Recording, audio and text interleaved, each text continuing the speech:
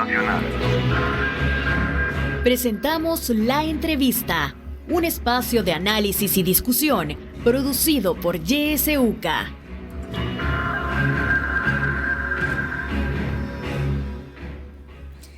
Siete de la mañana con 16 minutos. Gracias por su sintonía, Radio YSUCA. Este día vamos a conversar sobre la posibilidad de reactivación de la minería metálica en El Salvador. Está con nosotros vía virtual Amalia López, activista ambientalista de la Alianza Nacional contra la Privatización del Agua. Muy buenos días y bienvenida, Amalia.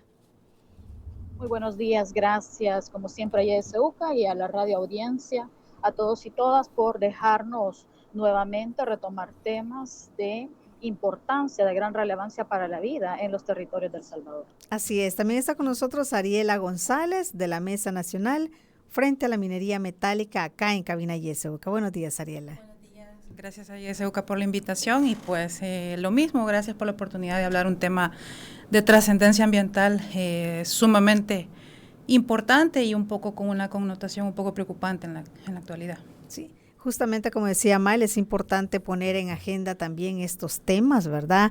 En medio de tantos temas y situaciones que vive El Salvador, el tema ambiental es un tema muy importante.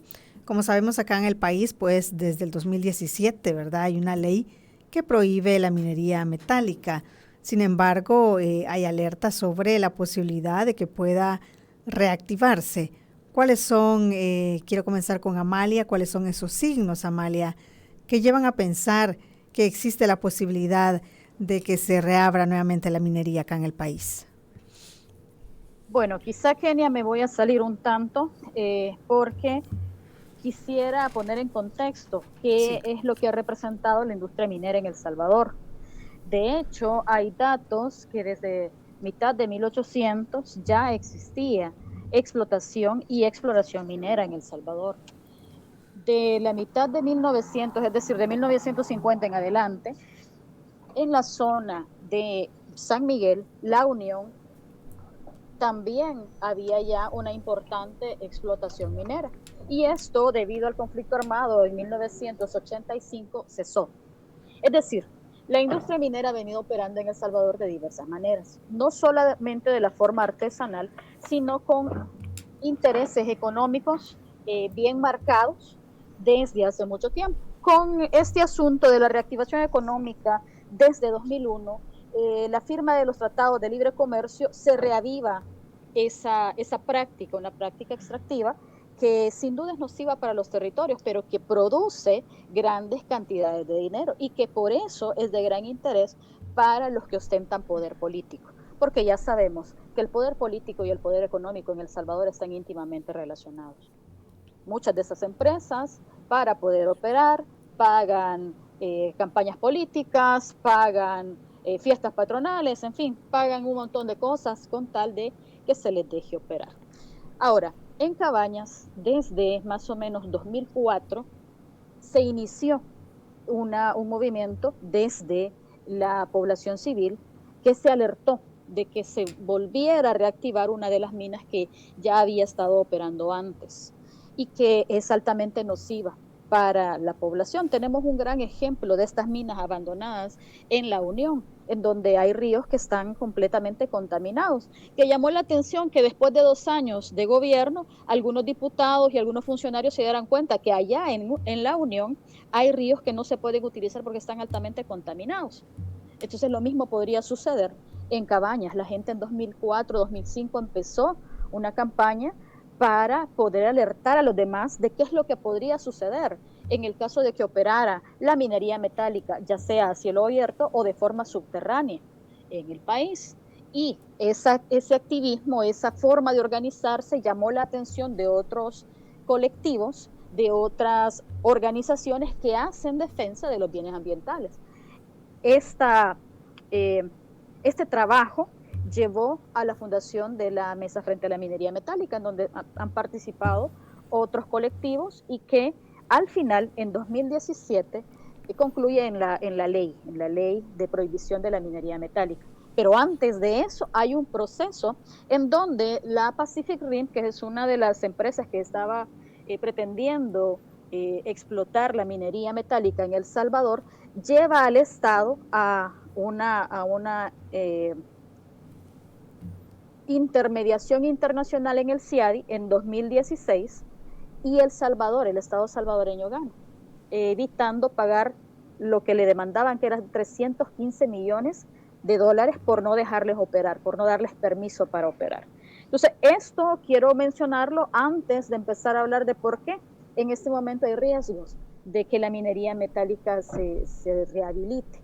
Y creo que por ahí tal vez Ariela nos ilustra de qué es lo que hemos visto y lo que hemos estado observando desde 2020 en esa marcha.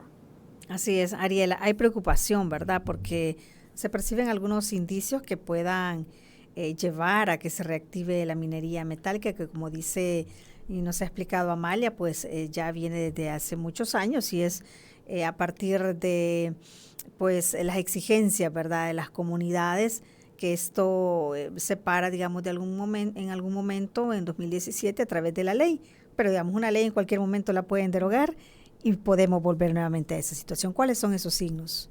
Bueno, quizás también habría que hacer aquí un enlistado de varios signos de alerta que se han activado en este marco de la minería metálica. Uno de ellos es, aunque se viene hablando en otras conflictividades, es esa apresurada necesidad de aprobar proyectos ambientales, por ejemplo, de parte del Ministerio de Medio Ambiente.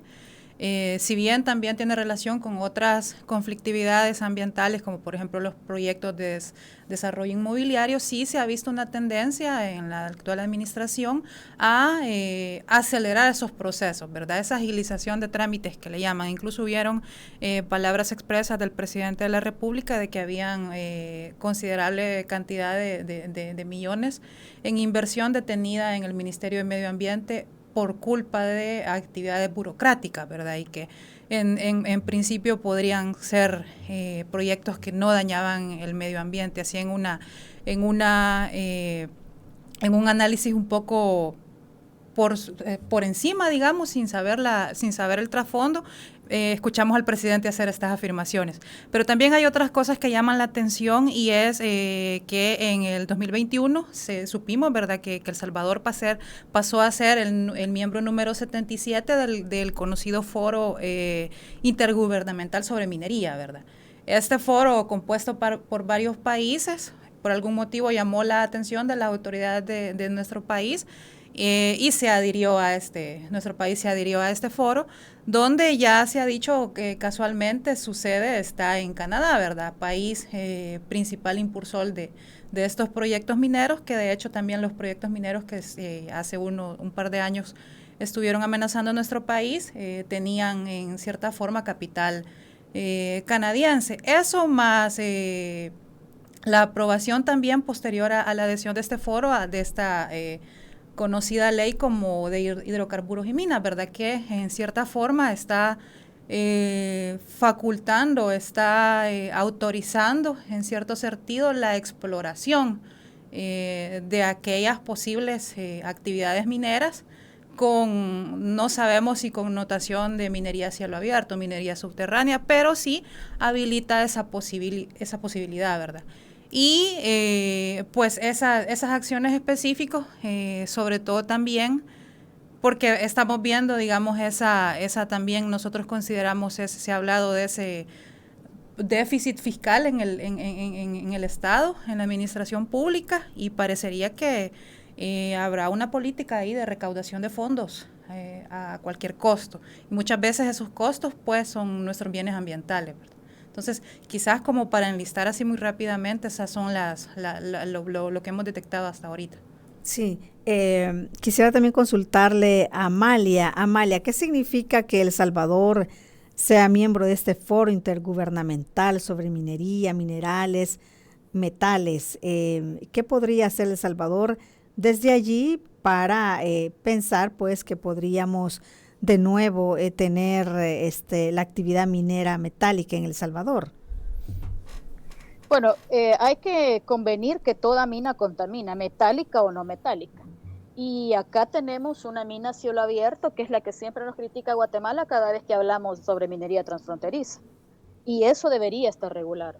ya había una dirección de hidrocarburos y minas, pero lo que llama la atención de esta nueva configuración es que hablan de una dirección que es parte del Ministerio de Economía que ve energía, hidrocarburos y minas. Y en esto de la exploración de minas no limita qué tipo de minería es la que será competencia de esta dirección.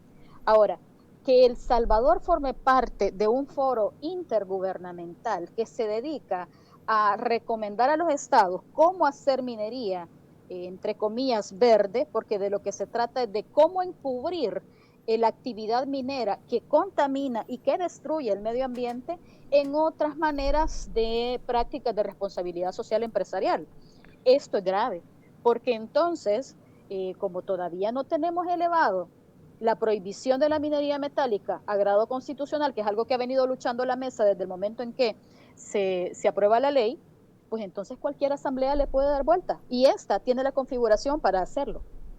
En este caso, tenemos ahí algunas resoluciones que vienen justamente desde el CIADI, que es un centro de intermediación que favorece sobre todo a las empresas, pero que falló en favor del Estado, porque se demostró que esa actividad minera, además de dañar el medio ambiente, estaría asesinando a la población de Cabañas.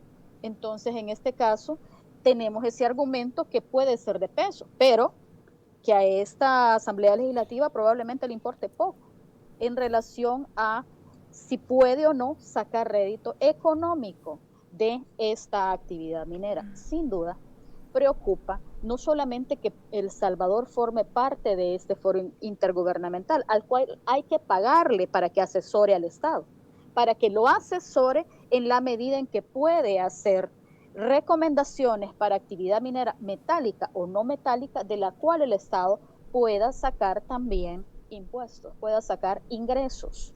Entonces nos están negociando la vida de la gente, pues técnicamente. Y además, y esto es lo que sobre todo llama la atención, y es que hay una gran opacidad en cuanto a la información que podemos obtener de las negociaciones que el Estado hace con otros estados, y ahí tenemos un TLC con China, que claramente de las personas que han estado en esa negociación, los documentos no están a la vista, no son públicos por supuesto, pero de las personas que han estado en esa negociación nos dicen hay mucho sobre minería metálica en ese acuerdo. Entonces, ya sabemos que un modelo económico extractivista como el que se ha venido impulsando a lo largo de las décadas, y que este gobierno no es diferente de eso, privilegia el bienestar económico de los sectores antes que la vida de las personas y que la vida de los ecosistemas. Entonces, esa es la situación grave. Los pasos que se han dado son pasos que son firmes y que están encaminados a justificar, a hacer legal una práctica que en este momento la ley la prohíbe. Sí, bueno, vamos a hacer una pausa, pero cuando regresemos también, Mariela, vamos a hablar sobre este término que ya mencionaba Amalia, ¿verdad? Minería verde, minería sostenible, y se trata de ponerle otro tipo de nombres a esto, pero usted nos va a explicar si es que existe eso de la minería verde o qué, ¿verdad? Ya regresamos, no nos cambia.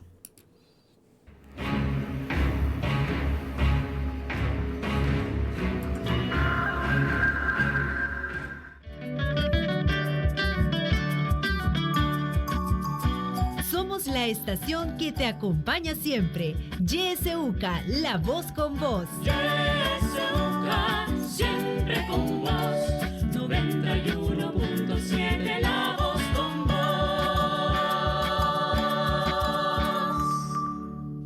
Yo diría que el pueblo haga oír su voz. Hora 10. Que la realidad tome la palabra a través de la ciudadanía activa. Que reflexionen sobre la situación del país, que exijan ser bien informados. Hora 10. De lunes a viernes a partir de las 10 de la mañana. Le esperamos.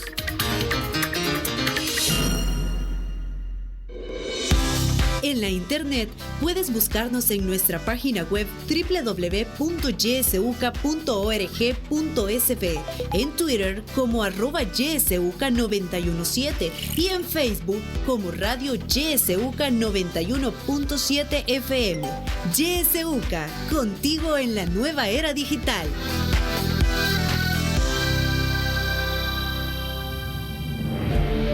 Sintoniza Radio YSUCA en el 91.7 del FM. La voz con vos.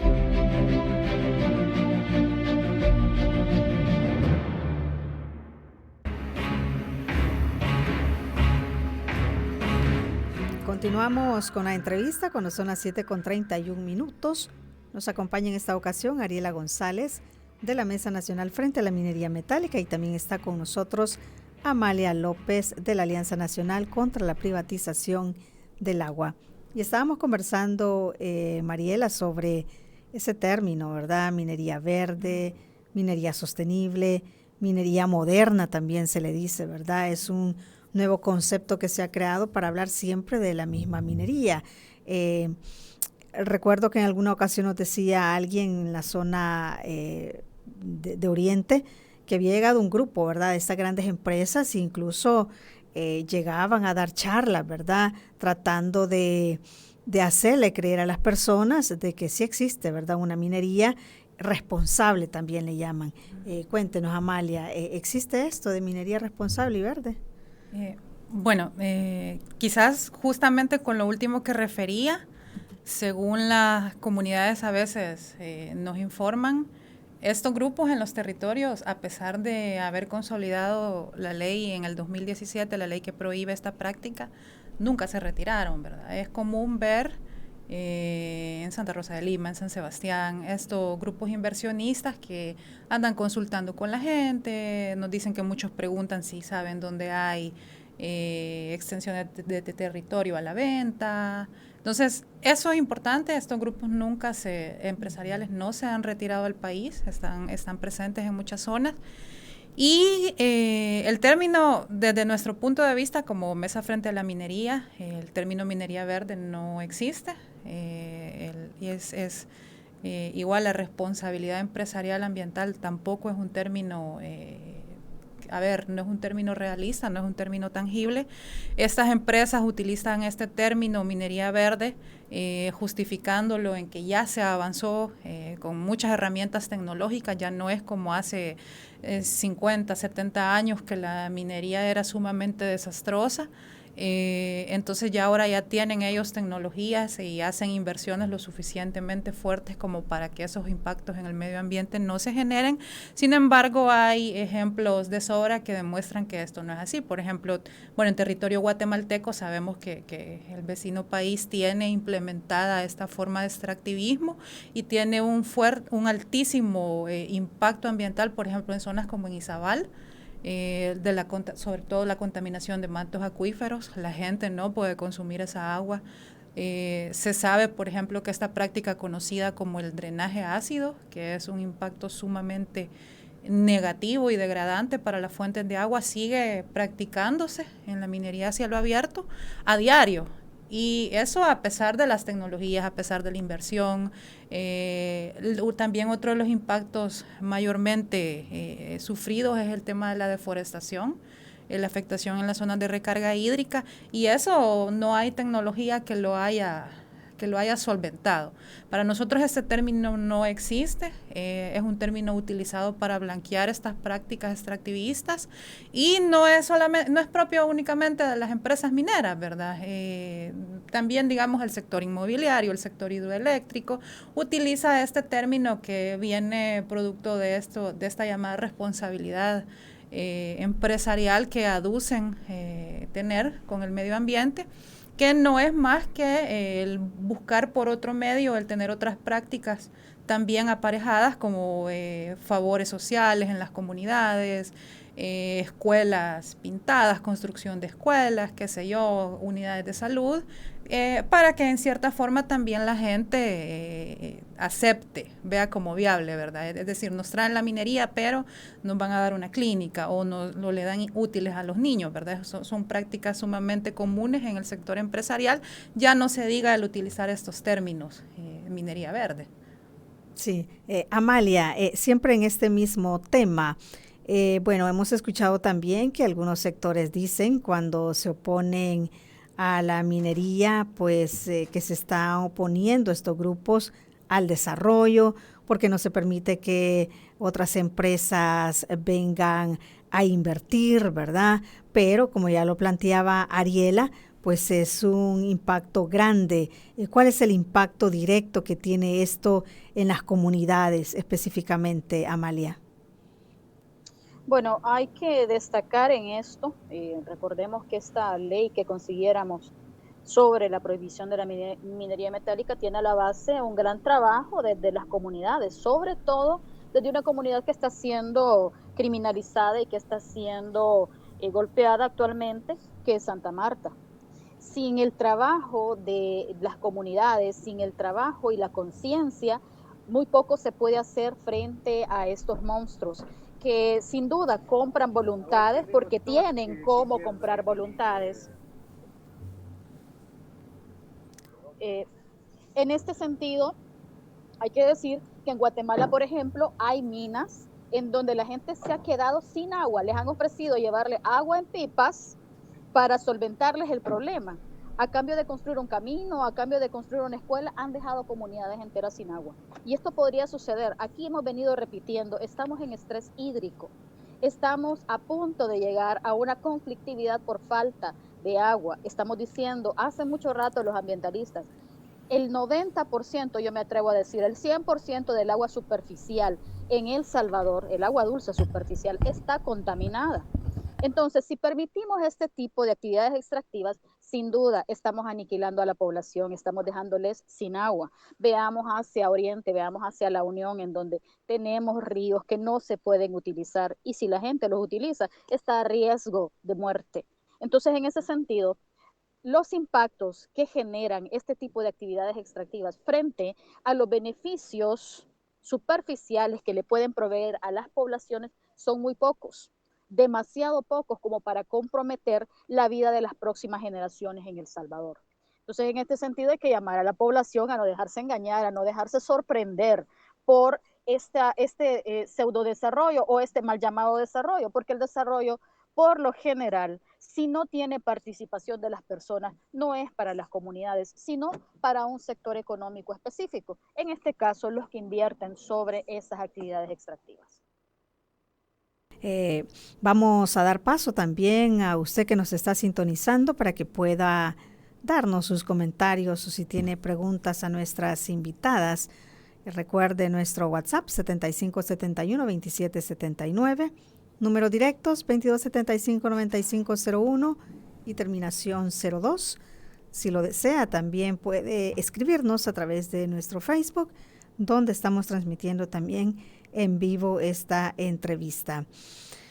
Bueno, mientras nos llegan las participaciones, Ariela mencionaba, si tenemos ya una llamada. Adelante, buenos días. Buenos días. ¿Aló? Le escuchamos, adelante. Buenos días. Buenos días. Gracias a las personas que están en defender el agua, porque allí lo que se defiende es el agua y nuestro terreno. El río Lempa sabemos de que al 100 nos provee de agua pura, bebible, y tanta basura, tanta la idea, o no sé si ya está funcionando, licenciada, la mina de Guatemala, que solo está a unos pocos kilómetros, que nos envenena la arteria principal, señores, de El Salvador, todos los habitantes. Esa arteria nos provee de agua a la mayoría y está siendo envenenada. En Huija amanecieron como $20,000 invertidos en peces envenenados en el lago de Huija.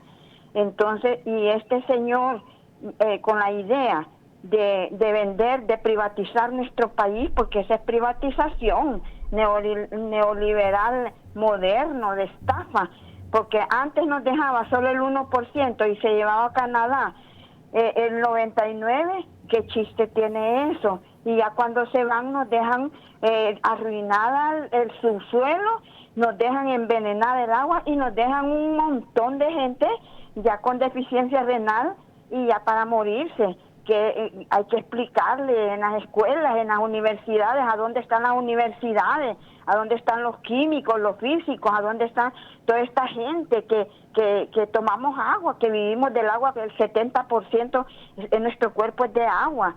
Así es que opongámonos a este gobierno lo que quiere hacer. Y sabe, licenciada, lo último que le quiero decir, lo malo que hicieron es no quitar esa minería artesanal de esa gente que le hubiéramos buscado trabajo en el agro y no que esté explotando y que dé la pauta en la mechita que ha dejado para que este hombre se inquiete porque está desesperado por dinero, pero nada nos deja la minería. Muchas gracias y feliz día, licenciada. Bueno, muchísimas gracias a usted por su participación. Tenemos otra llamada. Buenos días. Buenos días. Le escuchamos. En Honduras tenemos ejemplos de estragos que hicieron las minerías y siguen haciendo, pues. Ahí cerca de Tegucigalpa hay mucha gente que está bien enferma, tiene metales en la sangre, se están muriendo, las comunidades han perdido sus cultivos, cantidad de daños, pues, no solo a la tierra y el agua, a la gente misma. Entonces tenemos esos ejemplos ahí cerquita y siguen insistiendo y siguen los gobiernos vendiéndose con esas grandes empresas extranjeras que vienen a hacer daño aquí, y la población pareciera que si se da cuenta no dice nada o no quiere abrir los oídos, la boca y los ojos para poder detener eso. Y yo digo, El Salvador, un país tan chiquito que ha logrado esta ley contra la minería, y felicidades a los salvadoreños y a todas las organizaciones y las iglesias que lucharon. Pero no, hay que detener, hay que evitar pues que la quiten, porque los diputados y otra gente la pueden quitar así nomás. Desde que se prohibió la minería metálica ya se estaba diciendo que había que ponerla, y en la Constitución se dijo, pero no se ha hecho nada. Entonces hay que exigir eso, pues. No hablamos y no estamos, nos organizamos, nos vamos a morir todos, pues, y las próximas generaciones. ¿Qué cuenta vamos a dar nosotros a ellas y a Dios también? Buen día. Bueno, muchísimas gracias por sus participaciones. Quiero dar paso, tenemos una llamada más, adelante. Buenos días. Buenos días. Aló, buenos días. Buenos días, le escuchamos. Quiero hacer un comentario, mire, eso va a ser una lucha para las que están ahí bastante difícil, porque eso hay intereses bien poderosos con las empresas canadienses, algunas de Europa. Yo les digo sinceramente que, por ejemplo, los vagos del tribunal del Parlamento Centroamericano, para eso servirían con Guatemala, conformar un grupo y estudiar esa situación. Pero el Parlamento Centroamericano no sirve para nada. Entonces se los digo como abogado. Pero la lucha que están haciendo es buena. Hay que prepararse porque va a haber bastante reacción negativa de parte de las empresas. Y si se está promoviendo en El Salvador eso, créanme y les digo, va a ser una destrucción grave. Entonces, yo les aconsejaría a las que están allí que hicieran un esfuerzo más grande, a veces pudieran conseguir fondos, publicar algunas en los medios, algunas notas, para que el pueblo se dé cuenta, pues, porque la mayoría de gente está dormida, no despierta. Y si destruyen el agua, ya como dijo ella, desde 1950, yo conocí una mina hace 50 años cuando estaba bien cipote, y les digo, va a ser un desastre natural. De por sí ya no tenemos agua, ya estamos deforestados, y con eso va a ser grave. Así que esa es mi opinión y saludos, buenos días, oye, les agradezco mucho. Bueno, muchísimas gracias a usted por participar y por siempre estar pendiente sobre estos temas tan importantes. Ariela, quiero darle la palabra, mencionar algunas cosas importantes. Mencionaban la minería artesanal, ¿verdad? Sabemos que eso continúa. Bueno, la ley decía que tendría que darles oportunidad y otro tipo de trabajo, ¿verdad? A estas personas. ¿Se ha cumplido esto, Ariela? Definitivamente no. no se ha cumplido, de forma expresa no se ha cumplido.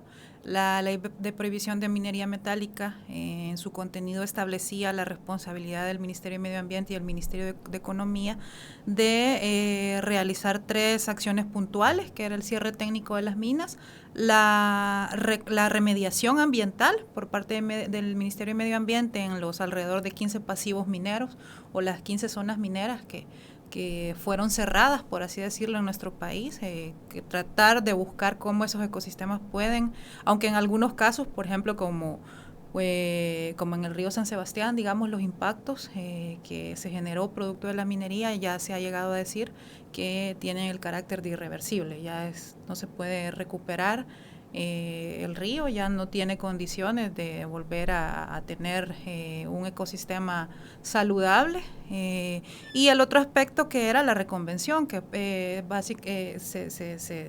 se justifica en eso, ¿verdad? Ayudar a aquellas personas, el Ministerio de Economía, que se dedicaban a la minería artesanal, a buscar otros medios de vida, otros medios de subsistencia, ¿verdad?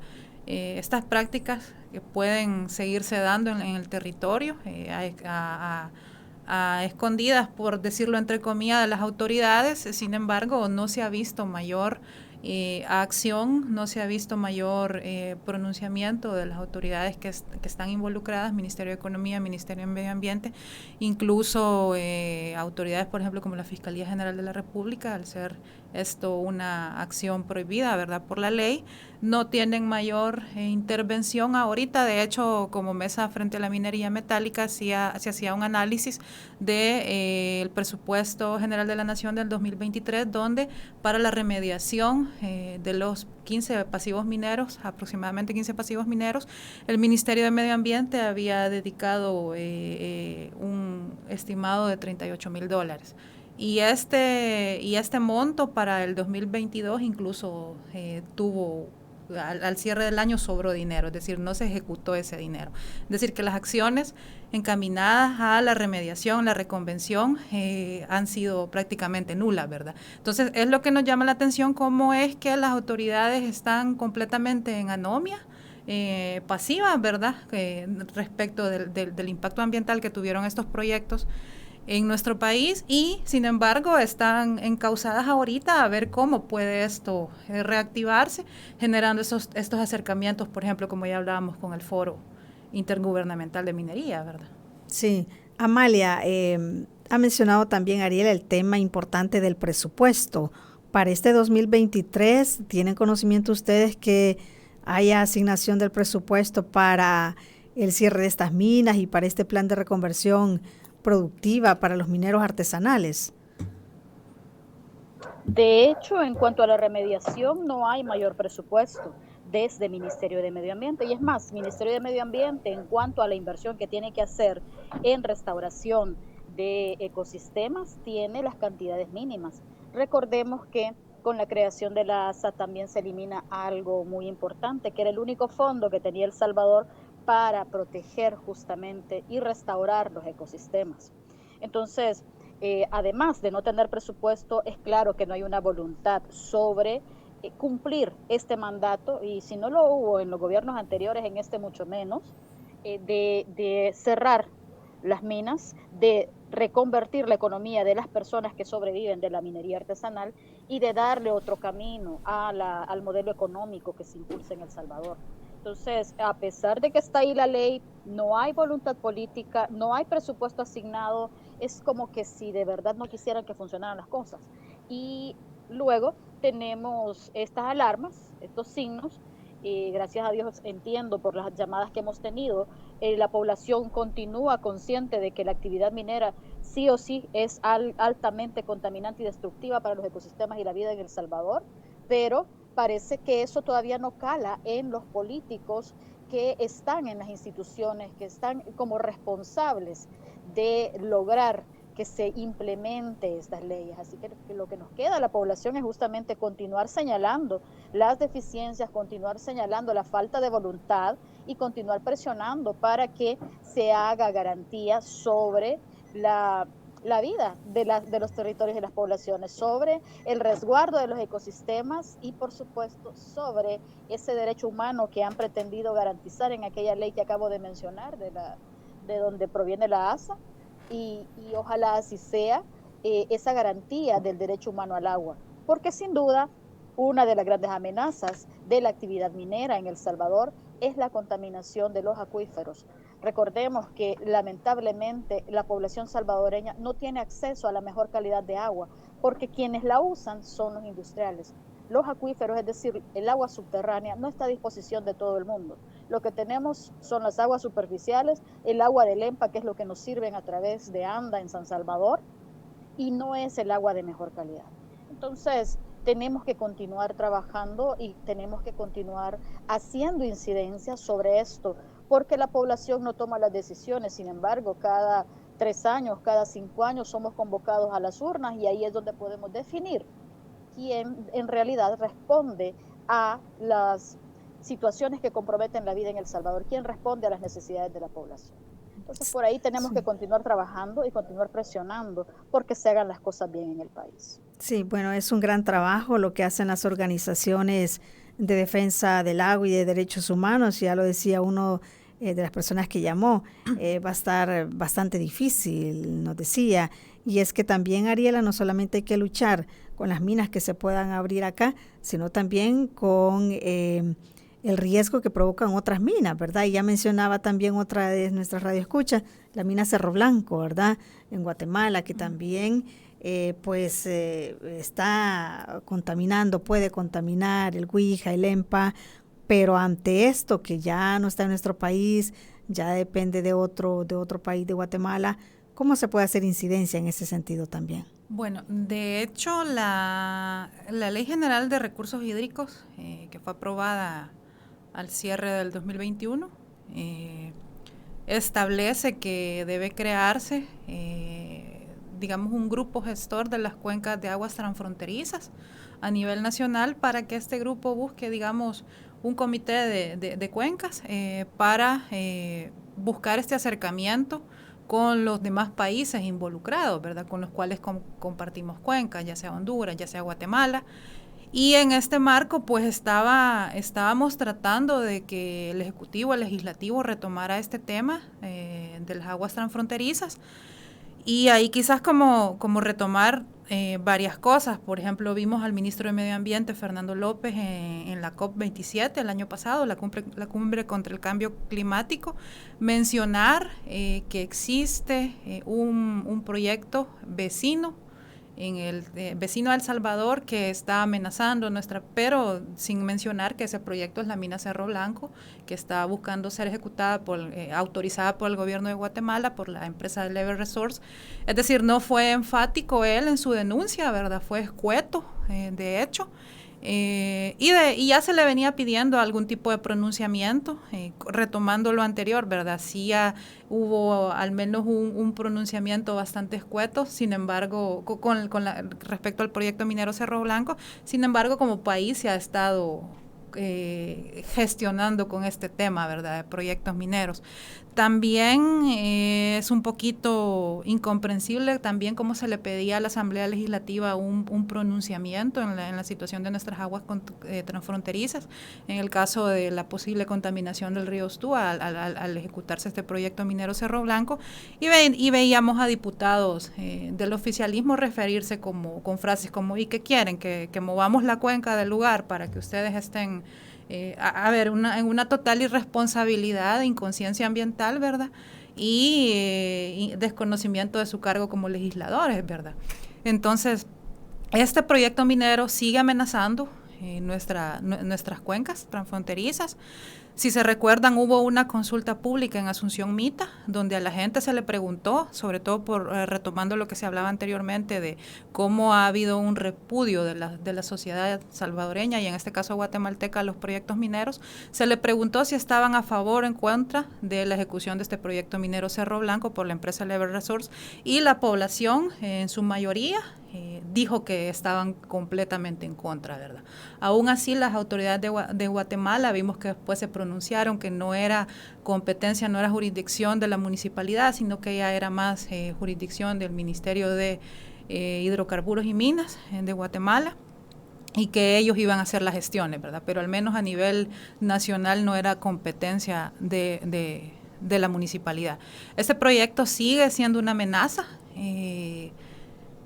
Vamos a seguir insistiendo como Mesa frente a la minería metálica que se protejan las aguas tan fronterizas, que se asuman esas responsabilidades como país de buscar a los países vecinos para que sean conscientes del daño que causarían, ¿verdad? De la contaminación que causarían en los ecosistemas, y ya no se diga en la salud humana. Este no es un tema a largo plazo, estos impactos no son a largo plazo. De llegar a ejecutarse esto, estamos hablando de impactos en nuestra población, en nuestro medio ambiente, en cuestión de que 5 años, 10 años, eso podría ser notorio, ¿verdad?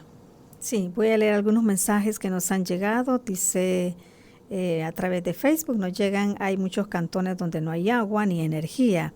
En Atiquizaya han hecho un proyecto, la alcaldía del municipio con otra ONG, pero resulta que el pozo ya está, dice, pero el agua no la llevan a la casa.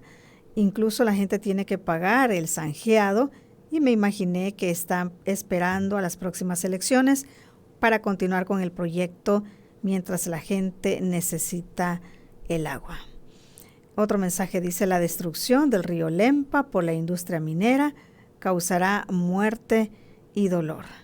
Bueno, la gente está de alguna manera consciente, ¿verdad?, de lo que está pasando en El Salvador y de los impactos que podría tener, bueno, que está teniendo ya, ¿verdad?, estas prácticas mineras, no solamente de acá en El Salvador, sino también, como decía ya Marielo, de la mina Cerro Blanco en Guatemala. Quisiera también consultarle, más bien ampliar la información con Amalia. Amalia había hecho referencia a cómo las comunidades, ¿verdad? Hay comunidades del país que han estado mucho más de cerca con esta lucha antiminera, y sin duda una de las comunidades que nosotros pues reconocemos en este esfuerzo es la comunidad de Santa Marta, en Cabañas. Esto que le está pasando a Santa Marta, Amalia, este arresto de estos líderes comunitarios, sí podría estar ligado a esa posibilidad de debilitar, digamos, a esta comunidad para que en algún momento pudieran no estar como antes en esta lucha contra la minería en El Salvador? Bueno, hay que decir que, y hay que admitir que El Salvador nunca ha sido un territorio fácil para ejercer defensa de derechos, y mucho menos ejercer defensa de derechos ambientales. Cuando una población, una organización se opone al extractivismo, sin duda está en contra de intereses económicos poderosísimos, y ya lo decía el radioescucha que nos llamó. Eso estamos totalmente conscientes, y Santa Marta es una comunidad totalmente consciente de esa situación. Entonces, sin duda, lo que está sucediendo en torno del caso, más allá de las acusaciones de que si son válidas o no, es sin duda esa manera de instrumentalizar al Estado para hacer que las cosas sucedan como quieren que sucedan. Tenemos por ahí también otros defensores ambientales en las costas que fueron desalojados, fueron despojados de tierras y que están ahora presos bajo régimen de excepción. Y esto que estamos teniendo, esta violación constante de derechos que el Estado está generando en torno de los territorios que quieren para la explotación como tal, es orquestado, no puede ser aislado, no es un caso que no tenga ese tinte político, pues. Lamentablemente se han puesto en este contexto algunos hechos que llaman poderosamente la atención, es decir, ¿cómo es posible que a un grupo de liderazgos que en su momento pertenecieron a un grupo armado que también es responsabilidad del Estado que haya habido guerrilla en El Salvador, no se puede eximir al Estado de esa responsabilidad. Pero ese grupo que defendió sus derechos en ese momento, que además está enmarcado y protegido por una ley de amnistía, es decir, ese procedimiento me pareciera que no es legal, pero más allá de eso, ¿cómo es posible que esa comunidad haya sido criminalizada cuando no han permitido el ingreso del juez del caso El Mozote a los archivos de la Fuerza Armada? Entonces pareciera que esto es un asunto de doble moral. No estamos hablando de buscar justicia, estamos hablando de cómo buscar desde el Estado los mecanismos para anular a los liderazgos incómodos, a la gente que hace crítica, a la gente que se opone a que haya una actividad extractiva en su territorio que le afecta grandemente. Entonces, es de esa manera, para mí y para los ambientalistas que hemos estado cerca de la lucha frente a la minería metálica, al logro de esa ley que prohíbe la minería metálica, sin duda, esos liderazgos están siendo estigmatizados porque hay intereses económicos metidos en su territorio, hay intereses poderosísimos que quieren regresar, quieren revivir esta industria y necesitan anular a cualquier liderazgo que les estorbe, a cualquier persona que esté en contra de esa actividad extractiva. Sí, bueno, quiero agradecerles a ambas que han estado con nosotros. La verdad que es un tema muy importante que hay que seguirle dando reflexión, ¿verdad? Precisamente por todos los impactos que tiene la minería en El Salvador. Muchísimas gracias, Amalia. Bueno, gracias a ustedes como siempre, quedamos a la orden y dispuestas a continuar esta lucha en la que defendemos la vida en El Salvador. Sí, Ariela, muchísimas gracias. No, muchísimas gracias. Yo solo hacer un anuncio. El 17 de noviembre del 2022, la Mesa Nacional frente a la Minería Metálica presentó una propuesta de reglamento de la Ley de Prohibición de Minería Metálica a Casa Presidencial, se entregó al Ejecutivo, no se ha tenido ningún tipo de respuesta desde entonces. Ya existe esta propuesta desde la sociedad civil. Propone también la participación ciudadana. La Mesa Nacional frente a la Minería Metálica tiene información también y mucha investigación científica sobre los impactos de la minería en nuestro país, donde pues cualquier persona puede encontrar esta información en Facebook o en las redes para que pues estén como un poco más al tanto de. Sí. Bueno, ya hay una propuesta en ese sentido. Esperamos que las autoridades pues pongan atención a esto. A usted también muchísimas gracias por siempre estar en sintonía de la entrevista de YSUCA. Buen día. Esta fue La Entrevista. Te invitamos a que no te pierdas nuestra próxima emisión.